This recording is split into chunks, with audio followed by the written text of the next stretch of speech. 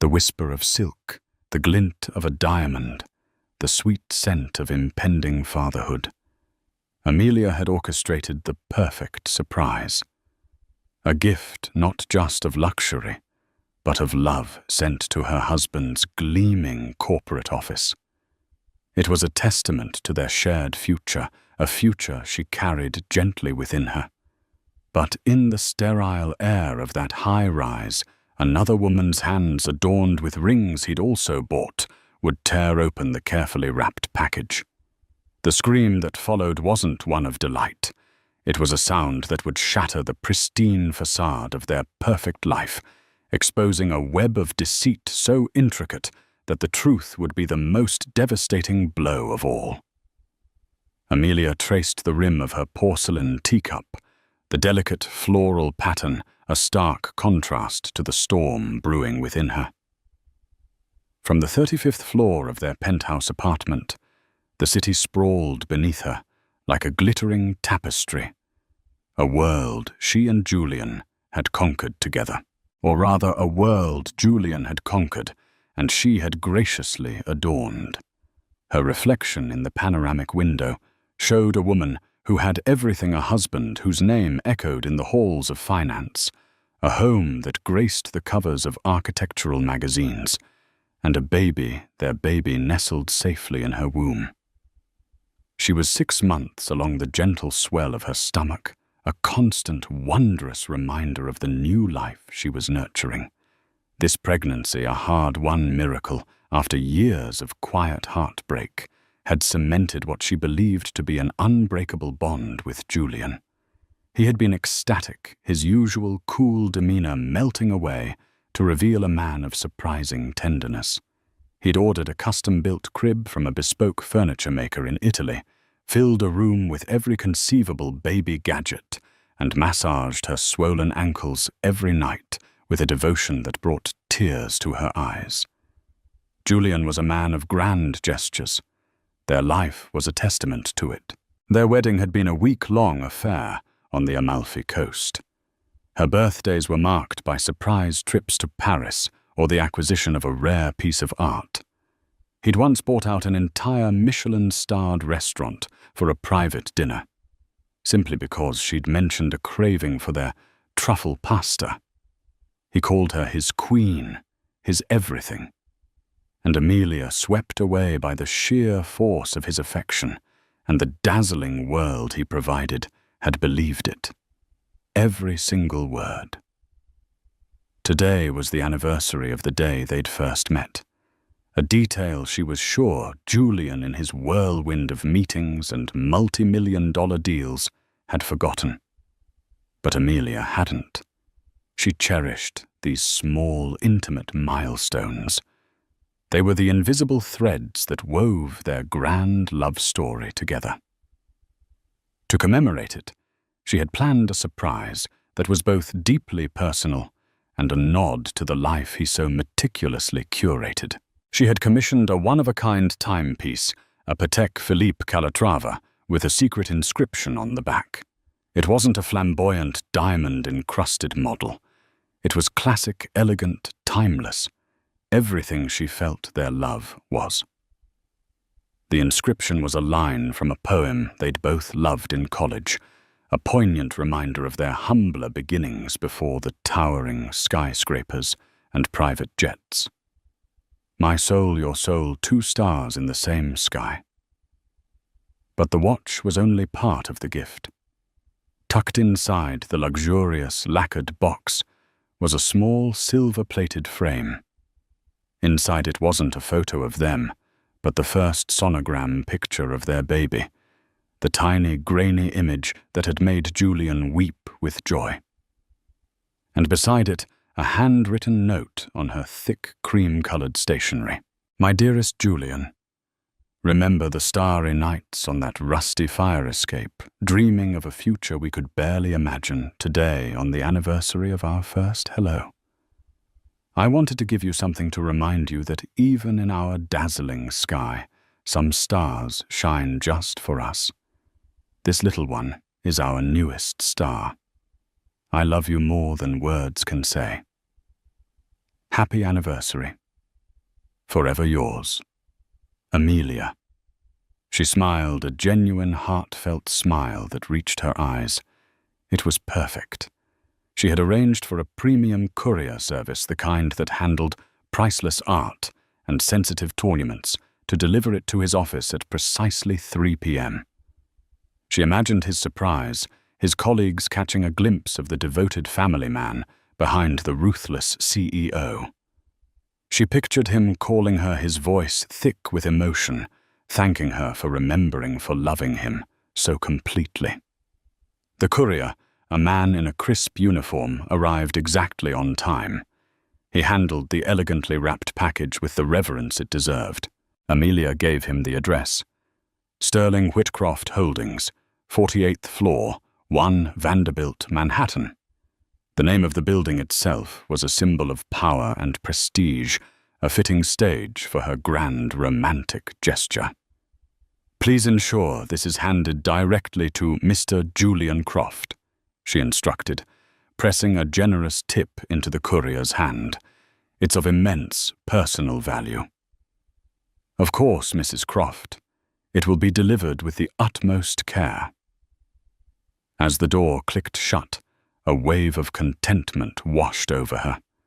She settled onto the plush velvet sofa, picking up a book on motherhood. The afternoon sun streamed in, casting a warm glow on the pages. For the next hour, she was lost in a world of feeding schedules and developmental milestones, her heart full of a quiet, unshakable joy. She was Amelia Croft, the cherished wife of a brilliant man, soon to be the mother of his child. Her world was perfect, secure, and shimmering with love. The scream that would tear it all apart was still hours away, an impossible sound in a life so meticulously soundproofed from reality. Julian's office was an extension of his personality, sleek, modern, and intimidating. Glass walls offered a panoramic view of the city, but the real power was inside the room. A massive mahogany desk, an array of monitors displaying fluctuating market data, and a collection of abstract art that was both expensive and emotionally distant. It was a space designed to communicate dominance. His executive assistant, a woman in her late 50s, with a stern but efficient demeanor, guarded the entrance to this inner sanctum like a hawk. She vetted his calls, managed his impossible schedule, and could spot a sycophant from a mile away. Her name was Margaret, and she was fiercely loyal to Julian. She was also, Amelia knew, fond of her. Margaret often commented on how Amelia was a calming influence on her demanding boss. When the courier arrived at the 48th floor, it was Margaret he met. A package for Mr. Julian Croft, the courier announced, presenting the beautifully wrapped box. Personal delivery. Margaret's eyebrows rose slightly. It wasn't unusual for gifts to arrive, but this had a different feel. It was elegant, personal, not the usual ostentatious corporate gift basket. She recognized the expensive wrapping paper, the same kind Amelia had used for Julian's last birthday gift. A small, knowing smile touched her lips. "Thank you. I'll see that he gets it," she said, signing the electronic pad. She carried the gift towards Julian's office, her heels clicking softly on the polished marble floor. The glass door was slightly ajar, and she could hear voices from within. Julian's deep, confident tone and a lighter, feminine laugh that was decidedly not Amelia's. Margaret paused.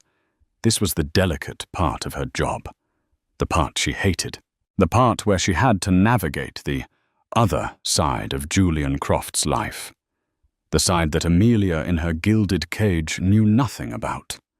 The laugh belonged to Cassandra. Cassandra was a senior analyst in the mergers and acquisitions department.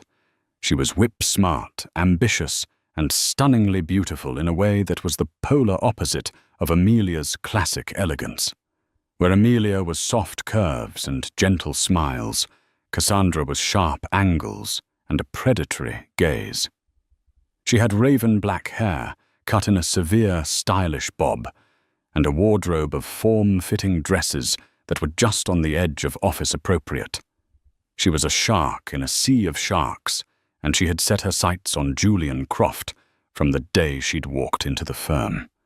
Margaret had seen it all unfold. The late-night strategy sessions, the business trips that coincidentally involved a layover in a romantic city, the lingering touches and shared glances that crackled with an energy that had nothing to do with stock prices. She despised Cassandra, not just for the blatant affair, but for the danger she posed to the kind, unsuspecting woman who was carrying Julian's child. She could hear their conversation more clearly now. "The deal is sealed.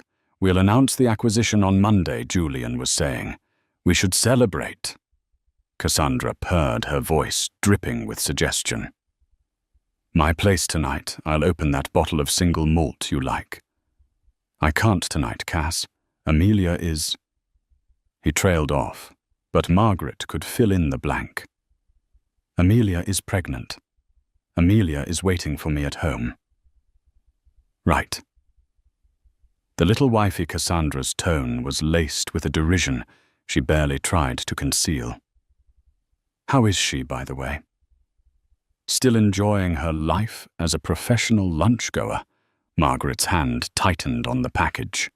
The insult to Amelia was a physical blow. She despised this woman's cruelty. "Be nice." Julian's voice was firm, but it lacked real conviction. He never defended Amelia with the ferocity he used to defend a business deal. "I'm just saying," Cassandra continued, undeterred. "You're here closing the biggest deal of the year, a titan of the industry, and she's at home." "What, picking out nursery colours?" "It's a bit of a mismatch, don't you think?" Before Julian could respond, Margaret decided to make her presence known. She knocked sharply on the doorframe. "Julian. A personal delivery for you." Julian looked up, his expression shifting from one of intimate conspiracy to professional command in a split second. Cassandra, however, didn't bother to school her features. She shot Margaret a look of pure annoyance, angry at the interruption. "Bring it in." "Margaret," Julian said, gesturing towards his desk. As Margaret walked in, Cassandra's eyes landed on the gift. Her expression changed from annoyance to a covetous curiosity. It was clearly expensive, clearly personal, and in Cassandra's mind, anything personal and expensive belonging to Julian should by rights be related to her. "Ooh, what's this?" "An admirer?" she asked, stepping forward. She ran a perfectly manicured finger over the silk ribbon. "Let me guess. A gift from the board for closing the Henderson deal." "It's from my wife, Julian," said a little too quickly. He made a move to take the box, but Cassandra was faster. With a playful, possessive flick of her wrist, she snatched it from Margaret's grasp. "From Amelia." Cassandra's red lips curled into a smirk. "How sweet." "What did she get?" "Another set of monogrammed handkerchiefs." "Cassandra, give it to me." Julian's voice held a warning tone. This was a line he wasn't prepared to cross in front of his assistant. But Cassandra was fueled by arrogance and a desire to needle him, to assert her place in his life. She saw herself not as the mistress, but as his true partner, the one who understood his world of power and ambition. Amelia was just a domestic accessory. "Oh, don't be such a spoil sport."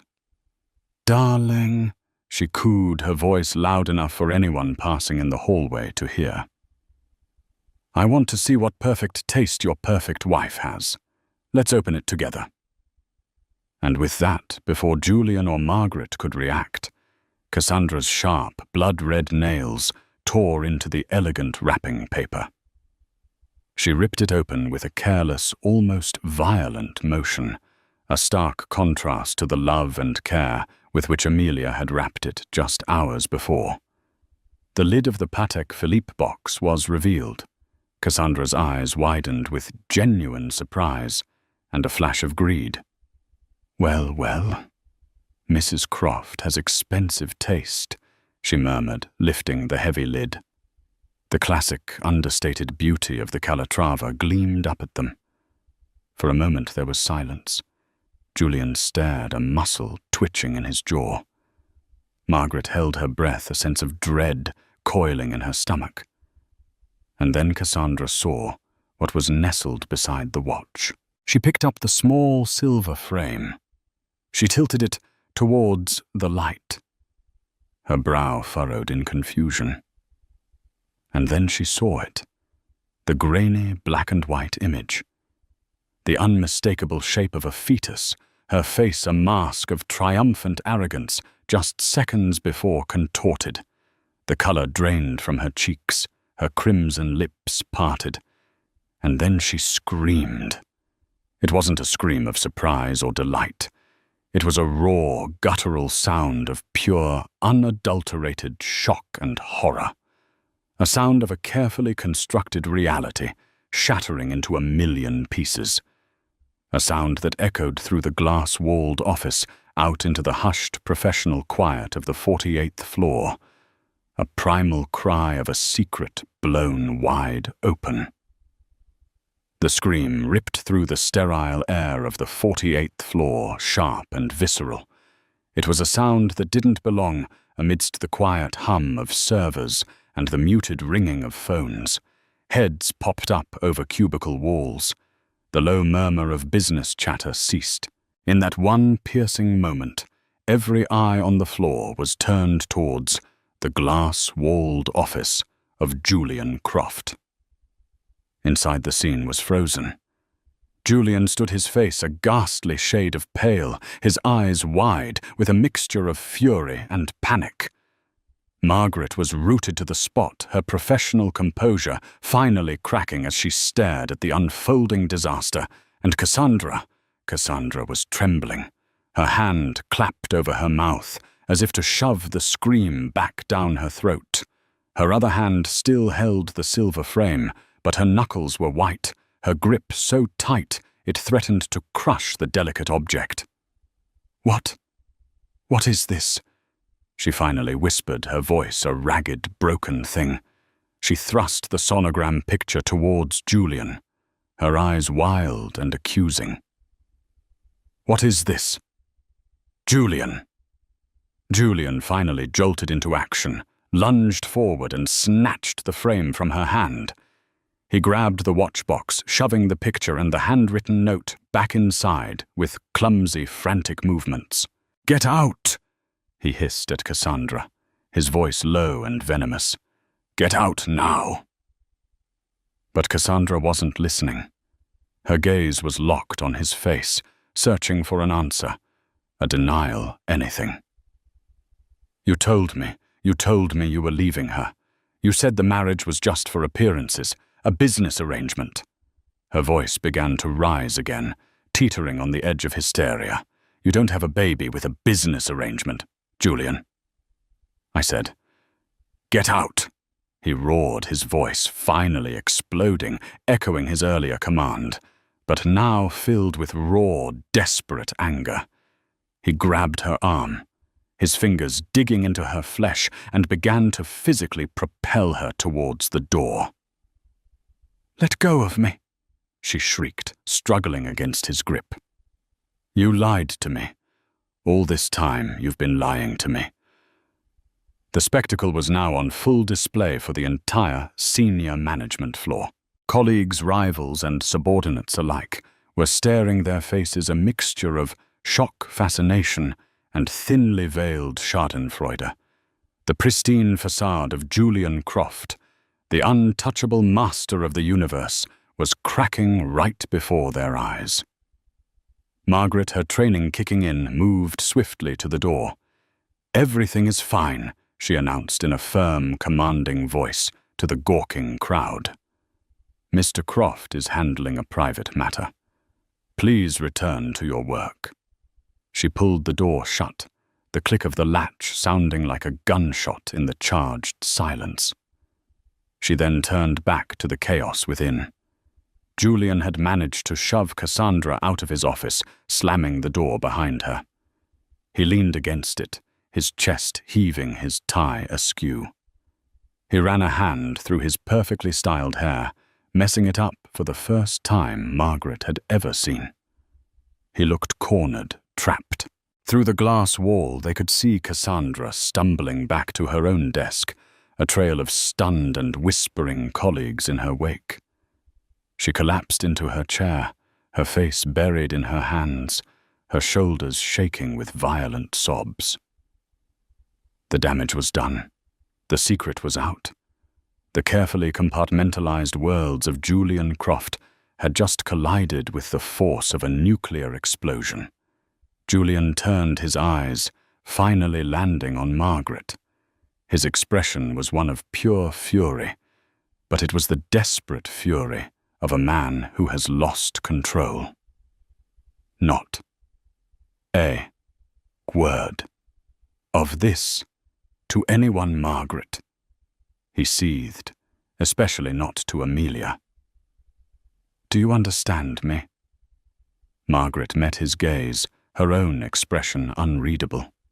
For years, she had been his loyal soldier, his gatekeeper, the silent facilitator of his double life. She had rationalized it as part of the job, a necessary evil in the high-stakes world they inhabited. But the sound of Cassandra's scream, the sight of that tiny sonogram picture, had shifted something within her. It was no longer an abstract indiscretion. It was a betrayal of a woman she respected, a woman who was blissfully awaiting the birth of her child. She is going to call Julian. Margaret, said her voice, steady and cool. She is expecting you to thank her for your gift. What are you going to say? The question hung in the air, heavy and suffocating. Julian stared at the Patek Philippe box on his desk as if it were a venomous snake. The gift, meant to be a symbol of love and shared history, had become an instrument of his exposure. Amelia's perfect, heartfelt gesture had backfired in the most spectacular way imaginable. He snatched the box, opened it, and pulled out the handwritten note. He read Amelia's loving words, her reference to their shared past, her excitement for their future. His face, already pale, seemed to lose another shade of color. The sincerity of her love, the purity of her intentions, was a searing indictment of his own duplicity. "I'll handle it," he muttered, shoving the note into his pocket. He picked up his phone, his thumb hovering over Amelia's contact photo, a picture of her smiling, radiant on a beach in the Maldives. He looked like a man about to walk to his own execution. Meanwhile, back in her sun-drenched penthouse, Amelia was beginning to feel the first stirrings of unease. It was now well past 4 p.m. She had expected a call from Julian almost immediately. He was usually so prompt, so effusive in his gratitude for her gifts.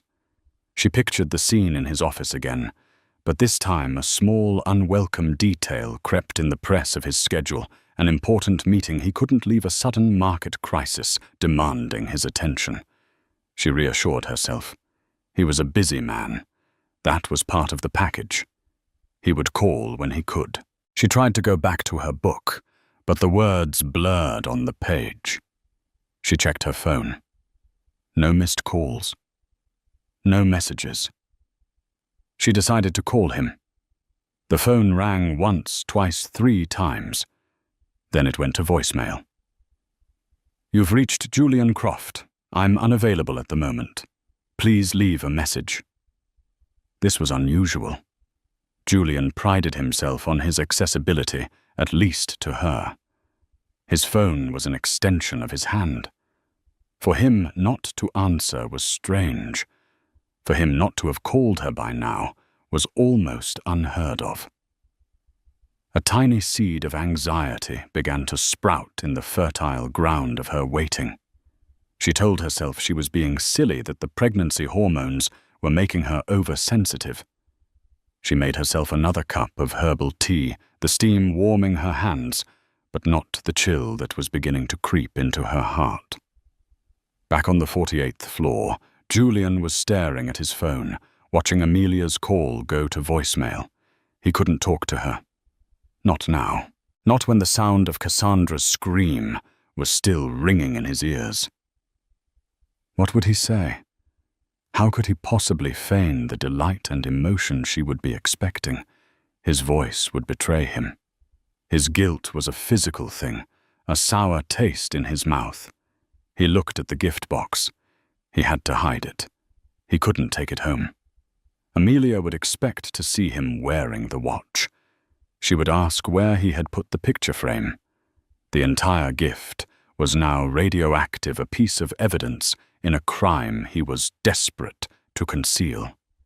He looked at Margaret, his eyes pleading. "I need you to what, Julian?" She cut him off, her tone sharp. "To lie for you, to clean up this mess. My job is to manage your schedule, not your infidelities."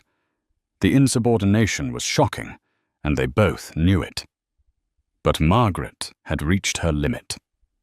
Julian's face hardened. "You will do what I tell you to do, Margaret.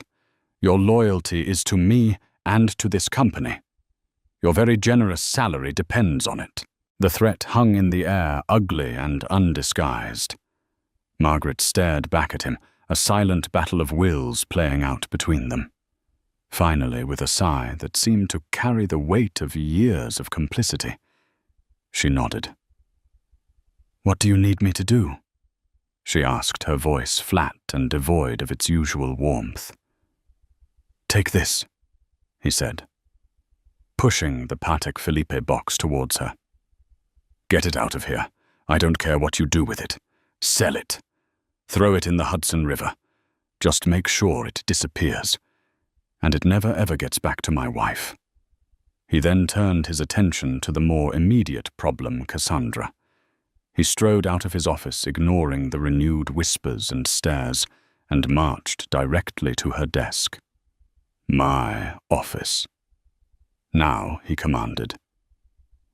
Cassandra, her face tear-streaked and blotchy, looked up at him with a mixture of hatred and heartbreak.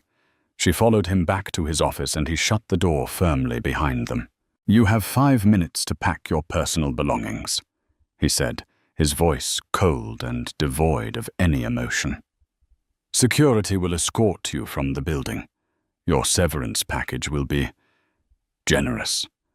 But it is contingent on you signing a non-disclosure agreement, so comprehensive it will prevent you from even thinking my name." "Is that clear?" Cassandra stared at him aghast. "You're firing me." Her voice was a choked whisper. "After everything. After all your promises." "The promises were based on a discretion you have just proven incapable of," Julian retorted icily. "You created a scene. You disrupted the entire floor. You are a liability. The situation is over. You are over." The cruelty was breathtaking. The man who had whispered promises of a future together was now discarding her like a failed business venture. Cassandra's heartbreak curdled into a cold, hard rage. "You think you can just get rid of me," she hissed. "You think you can silence me with money. You have no idea who you're messing with, Julian. I know everything. I know about the offshore accounts. I know about the Cayman deal. I know where all the bodies are buried. You may have fired me from your company, but you are not rid of me." She turned and walked out of his office, her head held high, leaving a stunned Julian in her wake. He had solved one problem by firing her, but he had just created a much, much bigger one. He had underestimated Cassandra's fury, and he had no idea just how far she would go to get her revenge. And miles away in the quiet luxury of her penthouse, Amelia looked at the clock. It was almost 5 p.m. The silence from her husband was no longer just strange. It was a screaming, gaping void that was starting to swallow her perfect world whole. She picked up her phone and dialed a different number. It was a number she rarely used, but one she knew by heart. It was Margaret's direct line at the office. "Margaret." "It's Amelia Croft," she said, trying to keep her voice light and casual. "I'm so sorry to bother you, but I've been trying to reach Julian. Is he in a meeting? I sent a package over earlier, and I just wanted to make sure he received it." On the other end of the line, Margaret closed her eyes. She held the heavy Patek Philippe box in her lap. The lie Julian wanted her to tell felt like poison on her tongue. But the threat to her livelihood, the years of ingrained loyalty, and a flicker of misguided pity for the man whose life was imploding, made her hesitate. "Yes, Mrs. Croft." Margaret began, her voice carefully neutral. "He's just been pulled into an emergency conference call with the London office. The market is very volatile today. He did ask me to tell you that he received your gift and he loves it. He said he would call you the second he is free." The lie was delivered, the first of many, and as Amelia hung up, a wave of relief washed over her, chasing away the earlier anxiety. Of course, a market crisis. It all made sense. She was being silly oversensitive. Her Julian was just busy conquering the world. He loved her gift. Everything was fine. But Margaret, as she placed the phone back in its cradle, felt a profound sense of shame. She looked at the expensive box in her lap, the symbol of a pure love that had been so cruelly desecrated. She thought of the furious, vengeful woman who had just been fired and the kind, pregnant woman who had just been lied to. And she knew with a certainty that chilled her to the bone that this was far from over. This was just the beginning. The days that followed were a masterclass in deception. Julian returned home that evening, the very picture of the doting husband. He came bearing a bouquet of Amelia's favorite peonies and a story expertly crafted of a frantic day-long crisis involving a sudden currency devaluation that had threatened a major European acquisition.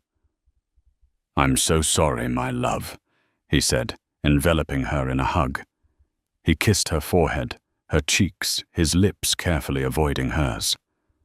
"I was chained to my desk all day." "Margaret told you I got your gift." Amelia melted into his embrace, her earlier anxieties seeming foolish and distant. "She did. I'm just glad everything is okay." "Did you like it?" she asked, her eyes searching his for the emotional response she had been anticipating all day. Julian's performance was flawless. He smiled a warm, crinkling smile that almost reached his eyes. "Liked it, Amelia?" I was speechless. "It's magnificent. The Calatrava, it's a work of art, and the inscription, it took me right back to that fire escape."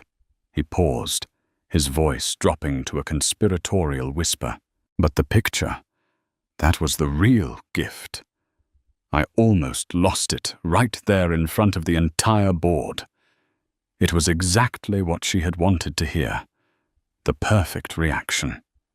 Yet a tiny, almost imperceptible detail felt off." He spoke the words with practiced ease, but the genuine, soul-shaking emotion she had expected to see in his eyes wasn't quite there.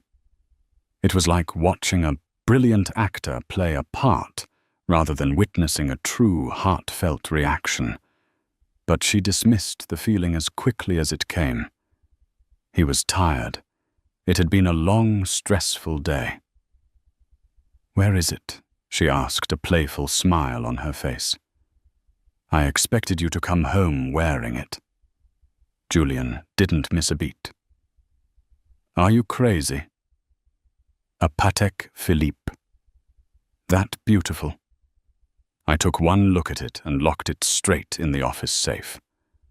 It's far too valuable to be worn every day, and especially not on a day as chaotic as today. I'd be terrified of scratching it. We'll take it out for our anniversary dinner on Saturday. It was a plausible, even sensible explanation. It was so Julian, protective of beautiful, expensive things. And so Amelia accepted it. She accepted his excuses, his carefully constructed narrative, the slight distance in his kiss. She wanted to believe him. Her entire world, the very foundation of her happiness, depended on it. Life returned to its glossy, perfect rhythm. Julian went to the office, Amelia attended her prenatal yoga classes, and oversaw the final touches on the nursery. They talked about baby names, debated the merits of different strollers, and planned a baby moon in the Seychelles. Julian was attentive, charming, and affectionate, but Amelia couldn't shake a subtle, persistent feeling of unease. It was in the small things. He started keeping his phone face down on the nightstand, something he'd never done before. He was more jumpy, a sudden noise making him flinch. He claimed it was the residual stress from the market crisis, but there was a furtive, hunted look in his eyes that she'd never seen before.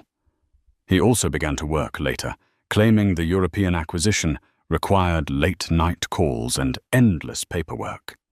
He would come home long after she had gone to bed, slipping under the covers, with the cool silence of a ghost.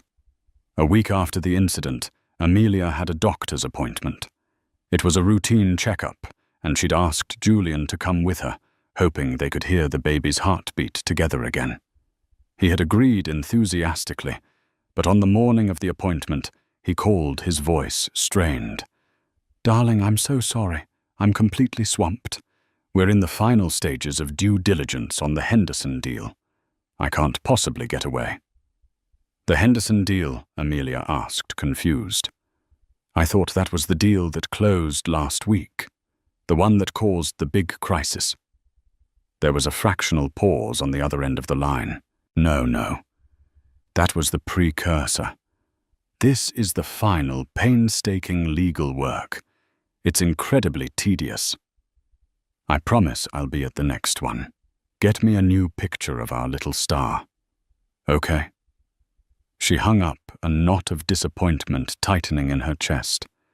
She went to the appointment alone, sitting in the waiting room, surrounded by beaming couples. She listened to the strong, rhythmic thump of her baby's heart, a sound of profound joy that was now tinged with a lonely sadness. That afternoon, needing a distraction, she decided to do some shopping. As she browsed in a high-end baby boutique, her phone buzzed. It was an email notification. The subject line was blank. The sender was an address she didn't recognize, Karma. RSA bitch at protonmail.com. Curiosity piqued, she opened it. There was no text, just a single attachment, a video file. Hesitantly, she tapped to download it.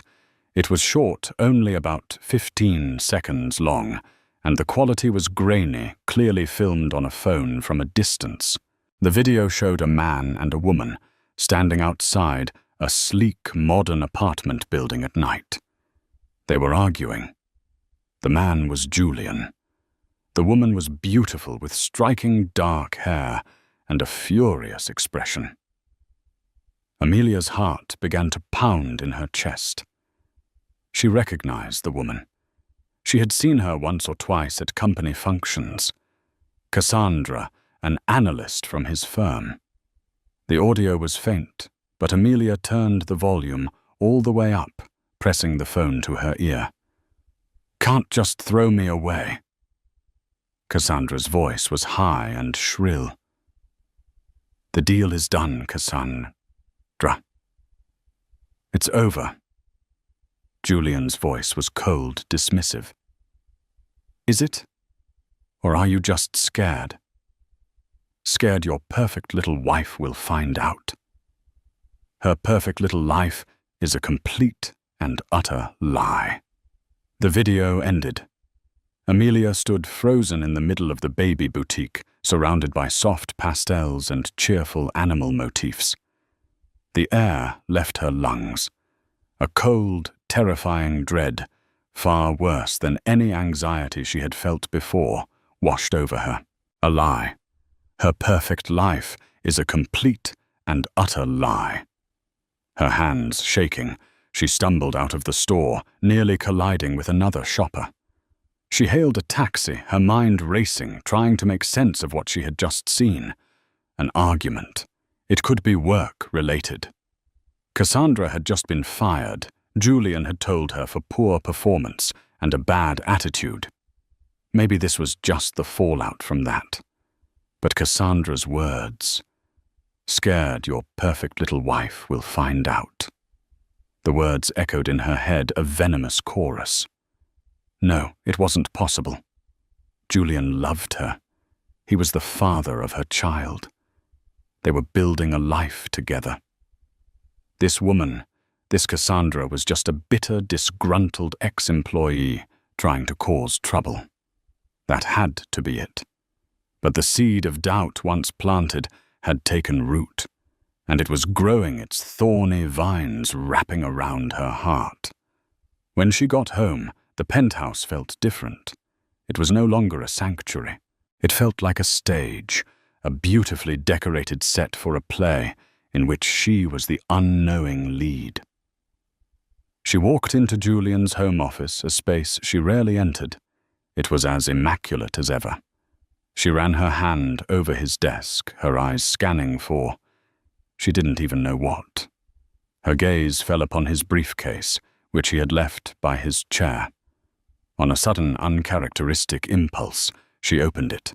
Inside were files, a laptop, a leather-bound notebook. She picked up the notebook. His handwriting, a sharp, decisive script, filled the pages. It was mostly meeting notes, market analysis numbers. And then she saw it. Tucked into a side pocket of the notebook was a receipt. A jewelry receipt dated 2 months ago. It was from Cartier. The item purchased a Trinity ring. Amelia's breath caught. The Trinity ring. 3 interlocking bands of gold, a symbol of love, fidelity, and friendship. It was a beautiful, romantic piece, and Julian had not given it to her. Her mind flashed back to the video, to Cassandra's hands gesturing angrily. She remembered seeing the glint of gold on her finger.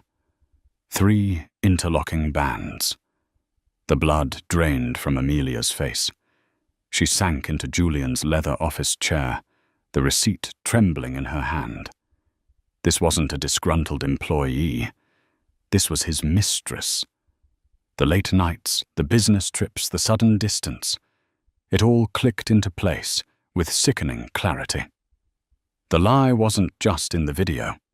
The lie was her entire life. And then a worse thought, a thought so monstrous it made her feel physically ill. The gift. The Patek Philippe. The sonogram.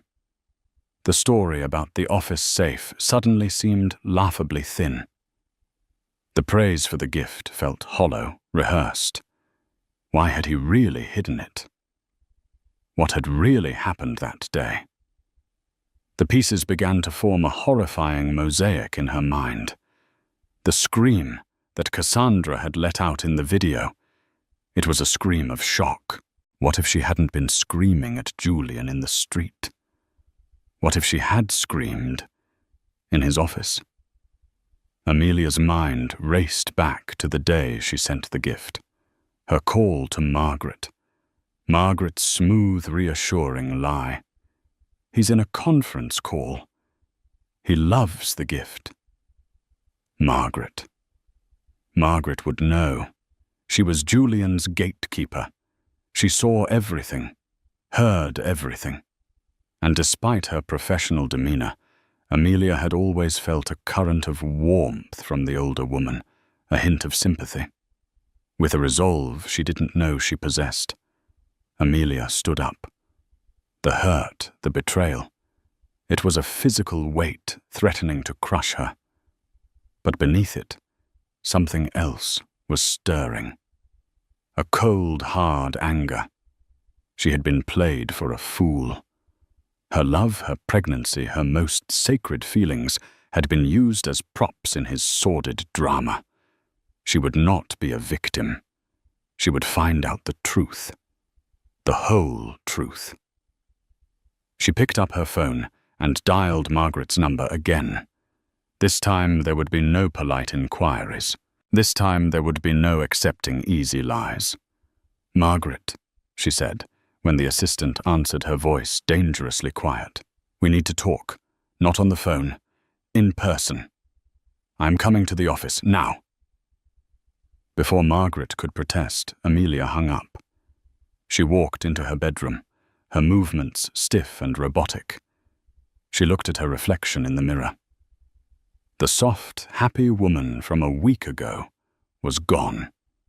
In her place was a woman with haunted eyes and a grim, determined set to her mouth. She was a queen, just as Julian had always said, but a queen whose kingdom had been revealed to be built on lies, and she was about to go to war. The taxi ride to 1 Vanderbilt was a blur. The familiar Manhattan cityscape, once a symbol of her and Julian's shared success, now seemed hostile and alien. Every gleaming skyscraper felt like a monument to a lie. Amelia sat ramrod straight, her hands clasped tightly over her baby bump, a protective, primal gesture. The naive, trusting woman, who had so lovingly sent a gift to her husband, was gone, incinerated in the fire of his betrayal.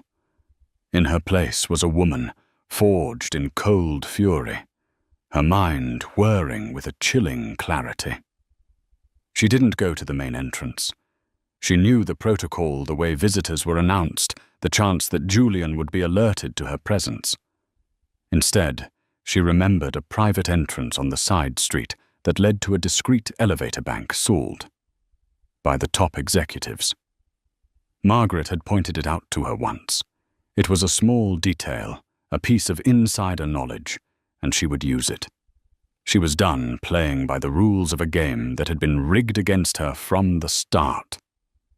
When she stepped out onto the 48th floor, the atmosphere was thick with a tension she could now finally understand.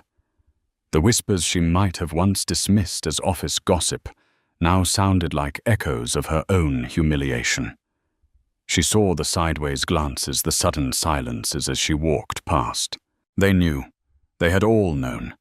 They had watched the drama unfold while she sat in her penthouse, blissfully ignorant. She walked directly to Margaret's desk, her gaze unwavering. The older woman looked up, her face pale. She saw the look in Amelia's eyes, and her professional mask crumbled. What she saw was not the gentle Mrs. Croft, but a woman on the verge of shattering, held together only by sheer force of will. "Mrs. Croft. Amelia, you shouldn't be here," Margaret stammered, standing up. "Don't, Amelia," said her voice low and steady, cutting through Margaret's flustered greeting. "Don't you dare lie to me again. Margaret, I know. I know about Cassandra. I know about the affair." Margaret's face fell. The years of carefully maintained composure dissolved into undisguised pity and regret. How she whispered. "That doesn't matter," Amelia said, her voice sharp. "What matters is what happened here last week. The day I sent the gift, I want you to tell me everything, every single detail. And if you value your conscience, you will not leave a single thing out." Julian was in a meeting in the main boardroom, a glass-walled enclosure in the center of the floor. He was visible to them, pacing, gesturing, commanding the room, completely unaware of the reckoning that was taking place just 50 feet away. Margaret hesitated, her eyes darting nervously towards Julian's office. Her loyalty, her job, her entire life was tied to that man. But then she looked back at Amelia. She saw the profound pain in her eyes, the slight tremble of her hands resting on her pregnant stomach. She thought of the beautiful, heartfelt gift and the ugly, violent way it had been desecrated.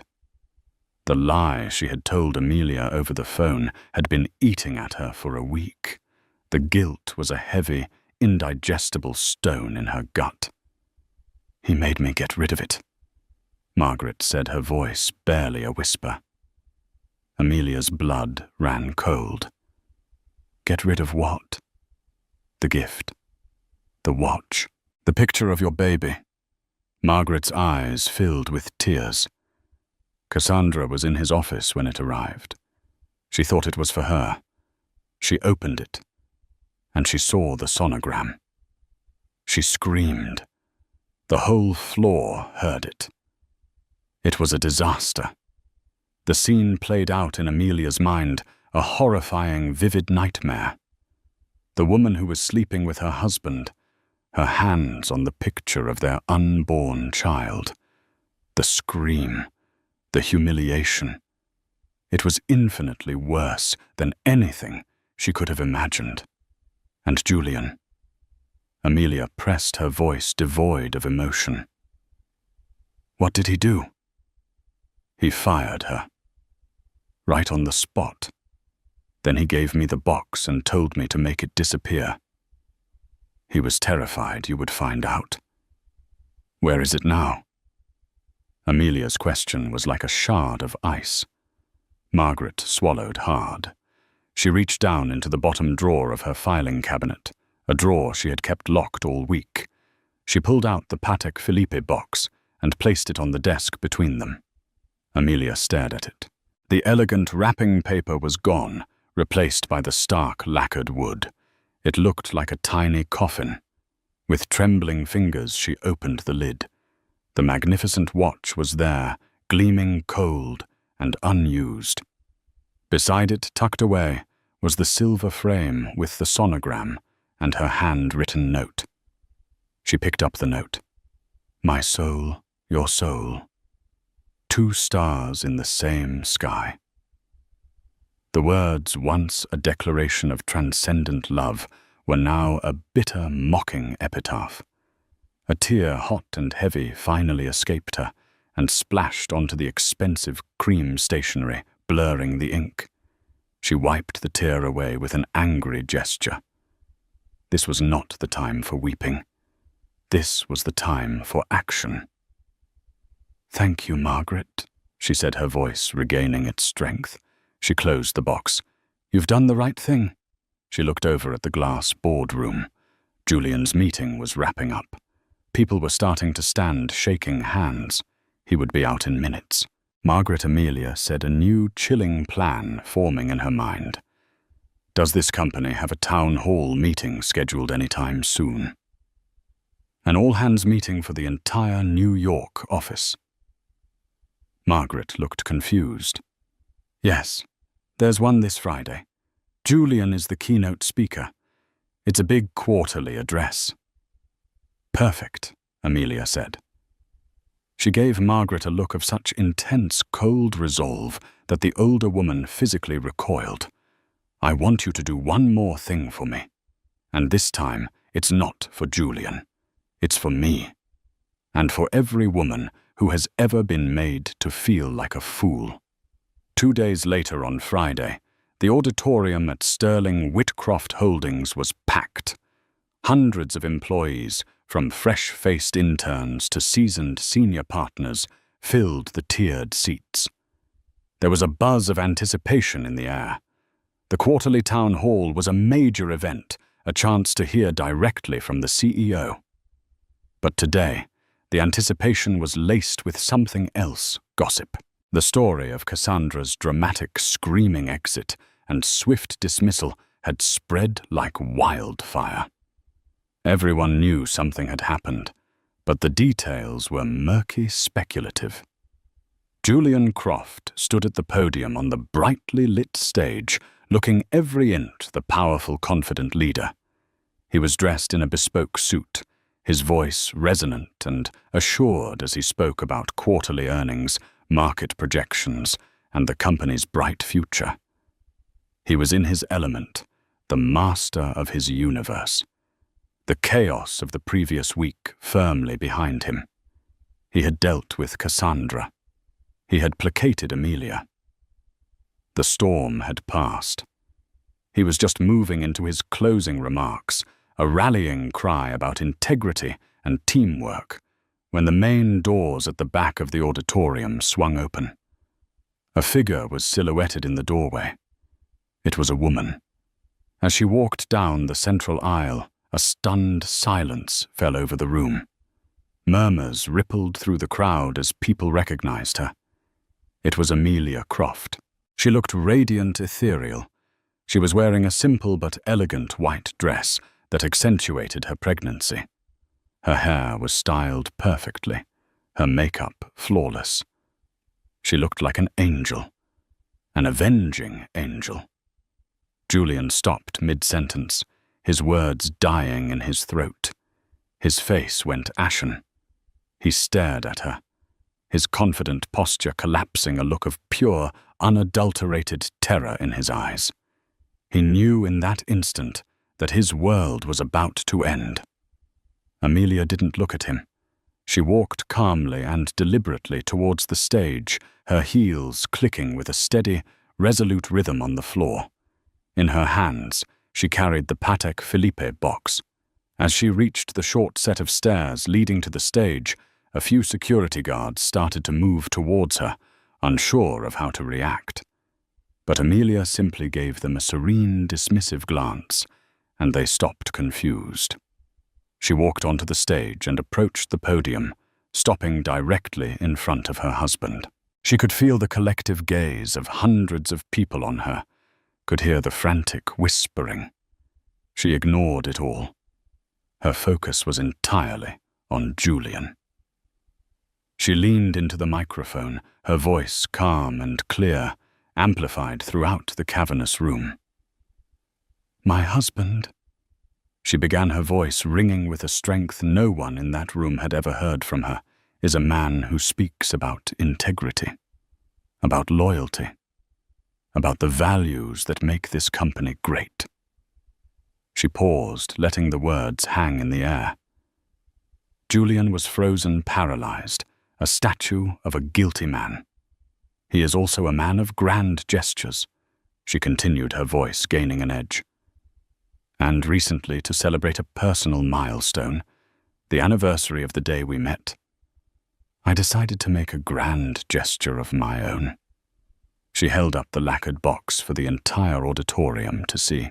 The giant screens on either side of the stage, which had been displaying stock charts, now showed a close-up of her face, her expression one of heart-breaking composure. "I bought him this," she said, her voice starting to tremble, but with rage, not weakness. "A Patek Philippe watch, a symbol of timeless love." But that wasn't the real gift. She opened the box and took out the small silver frame. She held it up. The camera zoomed in, and the grainy image of the sonogram filled the screens. A collective gasp went through the audience. "This was the real gift," she said, her voice breaking for a moment. "Our baby, our future." I sent it to his office, hoping to surprise him to share a moment of joy. She turned her gaze fully on Julian, her eyes locking with his. All the love she had ever felt for him was gone, replaced by a contempt so profound it was like a physical force. But I was not the only one who saw it. My husband's mistress, Cassandra Miller, a senior analyst he was sleeping with for over a year, opened it first. She saw the picture of my baby, the baby of the man who had promised to leave his wife for her, and she screamed. The auditorium erupted. The whispers turned into a roar of shock and scandal. This was better, more salacious than any rumor. This was a confession, a public crucifixion. He lied to me. Amelia's voice soared over the din filled with righteous fury. He fired his mistress to silence her. He took this beautiful gift, this symbol of our family, and he ordered it to be destroyed, to be hidden, so he could continue to live his lie. He stood in our home, looked me in the eye, and told me he loved it while secretly trying to erase its existence. She placed the sonogram picture on the podium, directly in front of Julian. Then she picked up the watch, the magnificent, priceless Patek Philippe Calatrava. "My husband values beautiful, expensive things," she said, her voice dropping to a dangerously quiet level. "He builds his life around them. He acquires them. He controls them. Women companies watches. It's all the same to him." And then, in a move that no one could have predicted, she drew back her arm, and with all her strength, she threw the Patek Philippe watch across the stage. It hit the far wall with a sickening crack and clattered to the floor. Its delicate mechanism shattered its timeless beauty, destroyed in an instant. The sound echoed through the silent, stunned auditorium. Amelia turned back to the microphone, her face a mask of triumphant, heartbreaking resolve. "The assets of this man, of this company, may be vast," she declared, her voice ringing with the authority of a queen who had just reclaimed her throne. "But his integrity is bankrupt. His loyalty is worthless. And as for my assets, the shares in this company that I own in my own name, a very significant portion, I believe, they will be on the market by the end of the day. I believe the term is a hostile takeover. I'm sure you all, as experts in the field, know what that means." She looked one last time at the broken man who had been her husband. His face was slack with shock, his empire crumbling around him on a stage of his own making. Without another word, Amelia Croft turned and walked off the stage, her back straight, her head held high. She did not look back. She walked out of the auditorium, out of the building, and out of the life that had almost destroyed her, leaving behind a storm of her own creation. The Queen had not just left the board, she had flipped the entire table. Amelia's story is a powerful reminder that the truth, no matter how deeply buried, always finds a way to the surface. It's a story of devastating betrayal, but also one of incredible strength and the fierce, unyielding power of a woman reclaiming her own narrative. The shattered watch was more than just a broken object. It was the sound of a gilded cage being smashed to pieces. What happens next? Does Julian's empire truly crumble? Does Amelia, with her newfound power and the impending birth of her child, find a new kind of happiness? The fallout from that day would echo for years to come. What you are about to hear is a story that will chill you to the bone, a tale of a love so deep it turned to bitter poison. It's a story about a man who had everything, a billion-dollar empire, a name that commanded respect, and a wife who adored him. But on one rain-lashed night, he committed an act so cruel, so heartless, that it would defy all belief. He threw his pregnant wife out into the raging storm. But what he didn't know was that fate was watching, and in the seconds that followed, a brutal and swift karma was about to turn his gilded world into a living nightmare. The rain fell in relentless silver sheets against the floor-to-ceiling windows of the penthouse apartment. Each drop that splattered against the reinforced glass seemed to mock Isabella, a tiny, insignificant percussion in the grand symphony of her silent suffering. From her vantage point, 30 stories above the glistening, rain-slicked streets of New York City, the world below was a blur of hazy lights and hurried movements. It was a world she was no longer a part of, a world that had become as alien to her as the man standing across the vast, opulent living room. That man was her husband, Julian Croft. To the world, he was a titan of industry, a real estate mogul whose name was whispered in awe in boardrooms and etched in gold on the city's most prestigious buildings. The Croft Tower, a magnificent spiraling edifice of steel and glass that pierced the clouds, was his monument to his own ambition. He was handsome, impeccably dressed in a custom-tailored Tom Ford suit that probably cost more than her parents' car, and possessed a charisma that could charm the most hardened of investors. But to Isabella, in the suffocating intimacy of their gilded cage, he was a stranger, a cold, calculating enigma whose love had become a distant, painful memory. "I don't understand, Julian." Isabella's voice was barely a whisper, a fragile thread of sound in the cavernous room. Her hand rested protectively on her swollen belly, a gesture that had become second nature over the past 7 months. The child within her, a son they had dreamed of, was the last vestige of the love she thought they had shared. "Why are you doing this?" Julian, who had been staring out at the storm with an unnerving stillness, finally turned. His eyes, the color of polished steel, held no warmth, no flicker of the affection he had once showered upon her. They were the eyes of a businessman, appraising a failed investment. "Doing what, Isabella?" he asked, his voice smooth and dangerously calm. "Securing my legacy. Protecting my assets, ensuring that the Croft name remains untarnished." "Untarnished," she repeated the word, a bitter taste in her mouth. "What are you talking about?" "This is our child, Julian, your son." A humorless smile touched his lips, a fleeting, cruel expression that did not reach his eyes. "Our child," he echoed, taking a deliberate step towards her.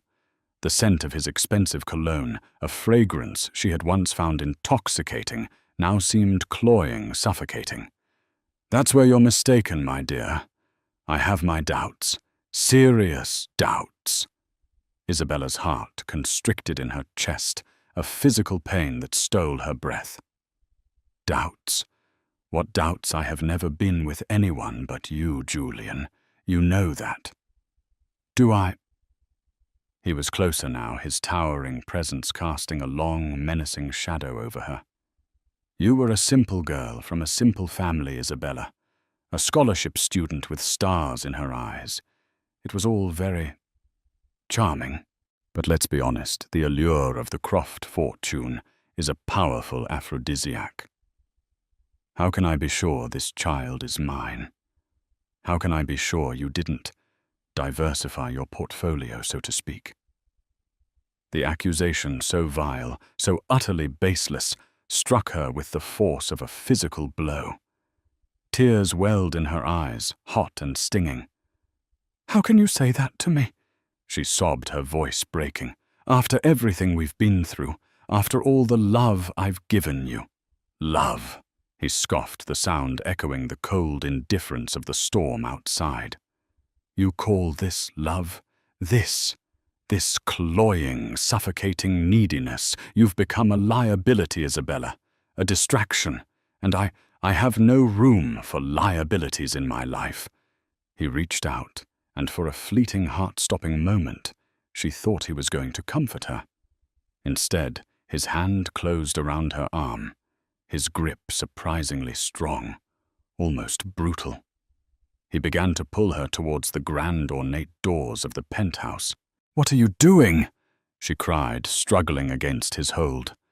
Panic, cold and sharp, pierced through her shock. "Julian, please, you're hurting me." "I'm cleansing my life," he said, his voice as cold and hard as the marble floor beneath their feet. "I'm excising the rot before it spreads.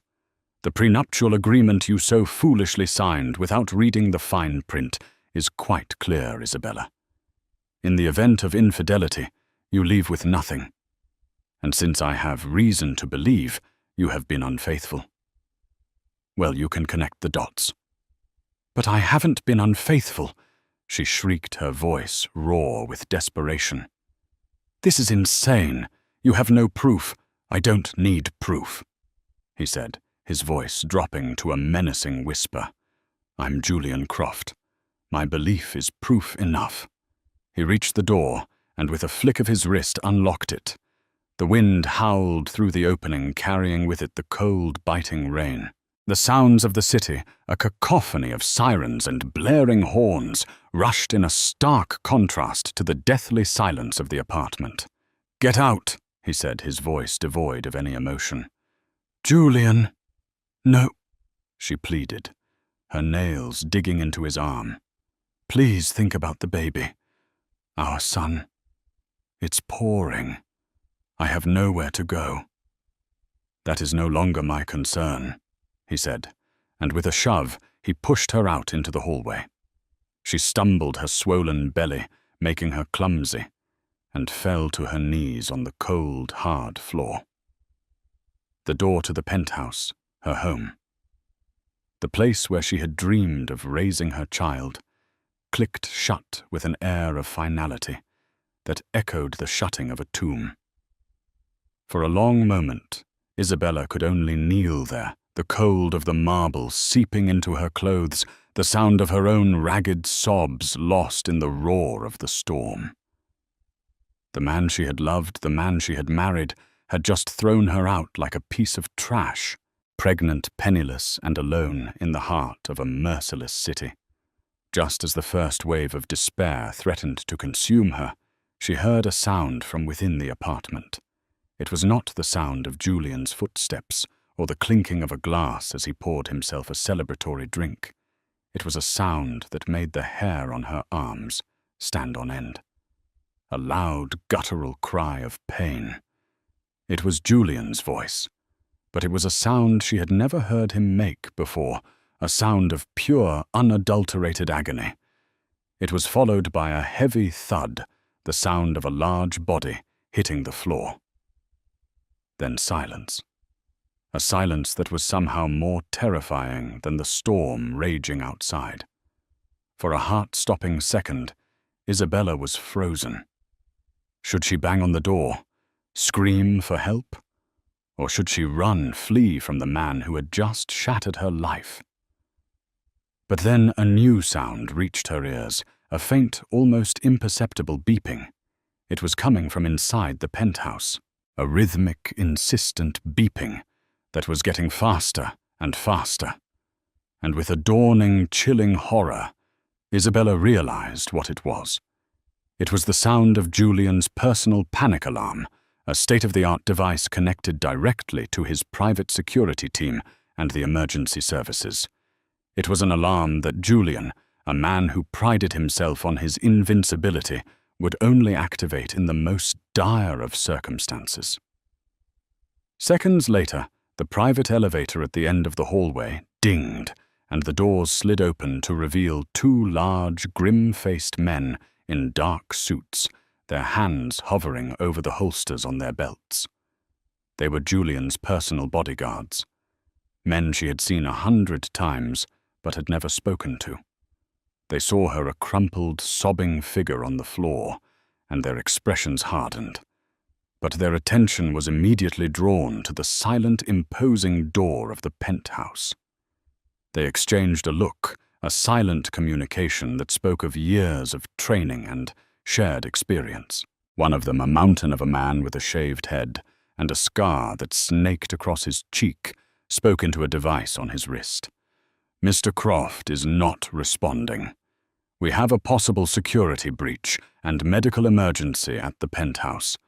Advise all units to proceed with caution." Then they turned their attention back to Isabella.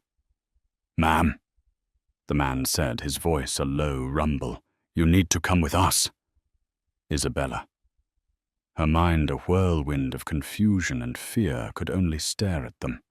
Her tear-filled eyes wide with a question she could not articulate. What was happening? What had happened to Julian in the seconds after he had thrown her out? As the bodyguards helped her to her feet, Her gaze fell upon the golden nameplate on the penthouse door. Croft. The letters seemed to mock her, a symbol of a life that was now a cruel, distant dream.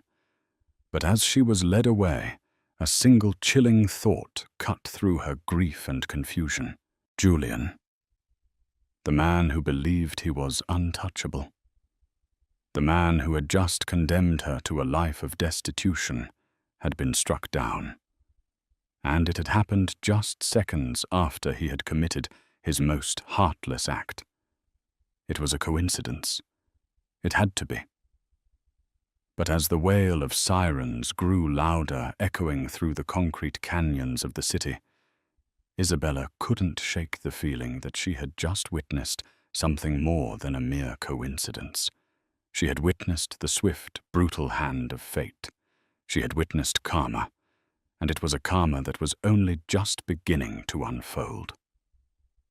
The emergency room of Lenox Hill Hospital was a chaotic ballet of controlled panic. Doctors and nurses moved with a practiced urgency, their voices a low, steady murmur amidst the beeps and whirs of medical equipment. Isabella sat on a cold plastic chair in a small private waiting room, a courtesy afforded to her, not out of compassion, but because of the name of the man who had been rushed here in a whirlwind of paramedics and security personnel. Julian Croft. A coarse grey blanket was draped around her shoulders, a poor substitute for the warmth of her home, the warmth of the life that had been so cruelly snatched away from her. She was still in the designer dress she had worn for what was supposed to be a quiet dinner at home, a dinner that had devolved into a nightmare.